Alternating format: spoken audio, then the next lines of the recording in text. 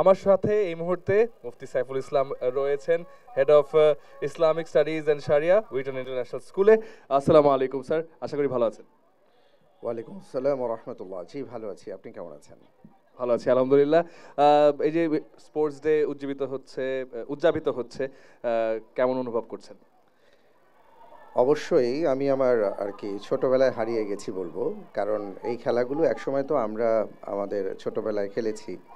ছেলেদের অনেক মজার মজার খেলা ছিল, মেয়েদের অনেক ধরনের খেলা ছিল, কিন্তু সেগুলো আজকে হারিয়ে যেতে বসছে। তো আমার এখানে আসার পরে যেটা মনে হচ্ছে যে আমি যেন আমার ছোটবেলার সেই স্মৃতিগুলোকে আর কি খুঁজে বেড়াচ্ছি এবং খুঁজে পাচ্ছি। এবং নিশ্চয়ই আজকে যারা খেলছে, গতকালকে ছেলেরা খেলেছে, তারাও নিশ্চয়ই ভবিষ্যতে যে সেই চিত্রগুলোই হাতড়ে বেড়াবে। কিন্তু তারপরও তাদেরকে দেখে এবং এই উদ্যোগটা নিয়ে যদি কিছু বলেন। এই উদ্যোগটা আমাদেরকে যেই কথা মনে করিয়ে দেয় সেটা হলো যে আমরা আমাদের সন্তানদের শিক্ষার পাশাপাশি তাদের আর কি শরীরের দিকে বা শরীর চর্চার দিকেও খেয়াল রাখা উচিত। কারণ হচ্ছে এটা তার অধিকার, এটা তার সামাজিক অধিকার, রাষ্ট্রীয় অধিকার এবং তার পারিবারিক অধিকার। আমরা আমাদের সন্তানদেরকে যেভাবে পড়াশোনা করাচ্ছি, একটা ভালো পড়াশোনার জন্য ভালো প্রতিষ্ঠানে আমরা দিয়ে থাকি, পাশাপাশি আমাদের সন্তানদের শরীরটাকে ঠিক রাখার জন্য তাকে খেলাধুলার অধিকার দেওয়া উচিত এবং তাকে একটা স্পেস দেওয়া উচিত যেখানে সে কিছু সময় ছোটাছুটি করতে পারবে, তার শরীরের জন্য ভালো যেটা আর কি সেটা সে করবে।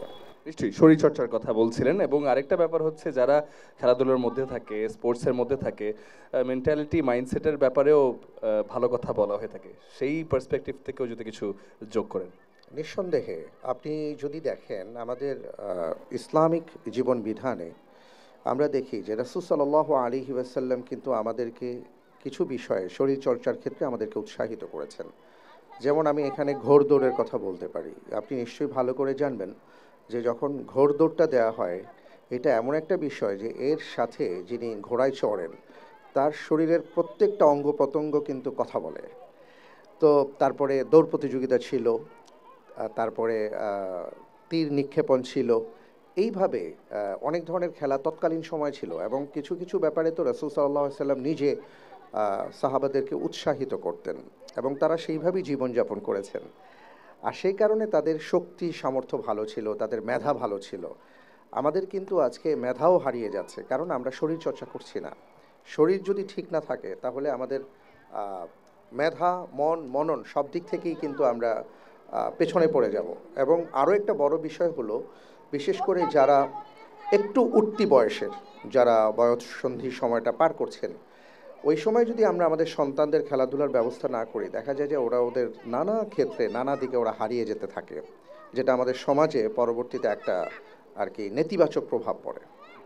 নিশ্চয়ই নিশ্চয়ই, অসংখ্য ধন্যবাদ আপনাকে। আপনার মতামতটা জানলাম, এবং বাকি দিনটা নিশ্চয়ই উপভোগ করবেন। জি, অনেক ধন্যবাদ আপনাকে। অসংখ্য ধন্যবাদ।